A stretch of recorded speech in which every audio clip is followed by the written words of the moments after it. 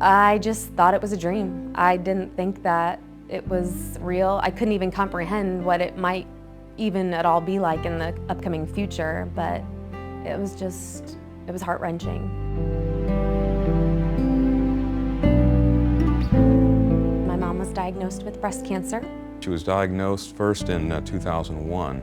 It was devastating. You know, she came to me one day and said, well, I've got a lump, and it was just kind of a little lump on the side.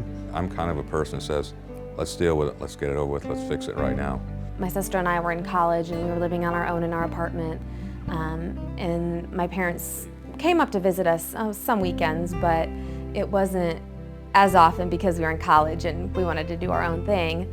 And I remember this because they were like, you know, we need to meet with you and we want to come up and visit, and something just didn't seem right. And so I can just picture us sitting around our living room and them breaking the news to us that she had cancer, and it was awful.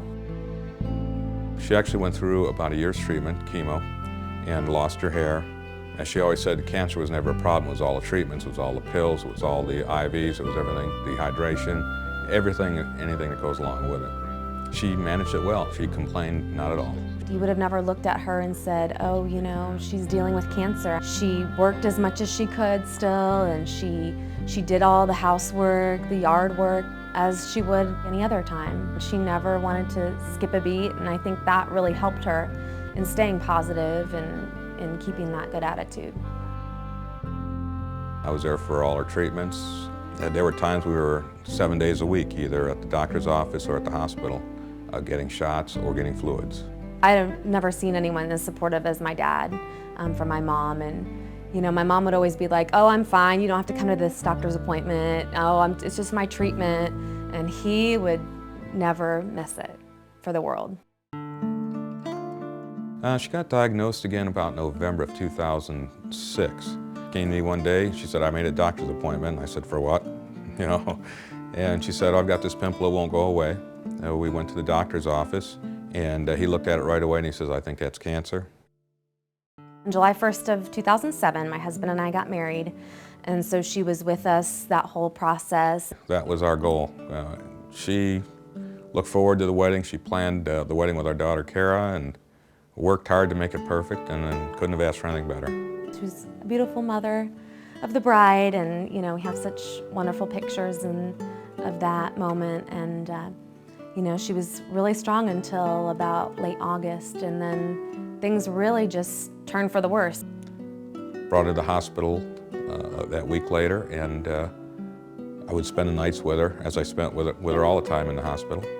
And she called me. I would come home and take a shower every morning. She called me and left a nice long message on my answering machine, which I've still kept and I listen to about once a week.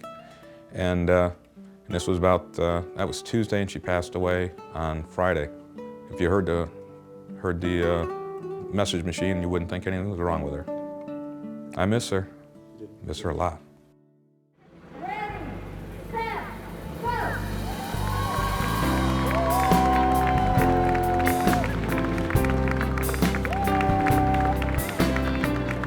I just thought that I need to do something extra special this year to honor my mom. Team Cindy has just got to be started. My mom is very involved. She did it all 6 years since she got diagnosed, and there was a big group of them that came every year. We always walked in the past, and I thought, well, I've never actually formed my own team. I've always just joined a team, and I thought, well, I'll take some initiative and create a team, and you know, if I at least have a small team this year, you know, it's something to work towards. I didn't think that we'd have a team of 36, and our goal of 3,000 has been achieved and exceeded, and I'm just so blessed to have such great support and friends and family. Today I did the run, the 5K, which I think is 3.1. It feels good to be here.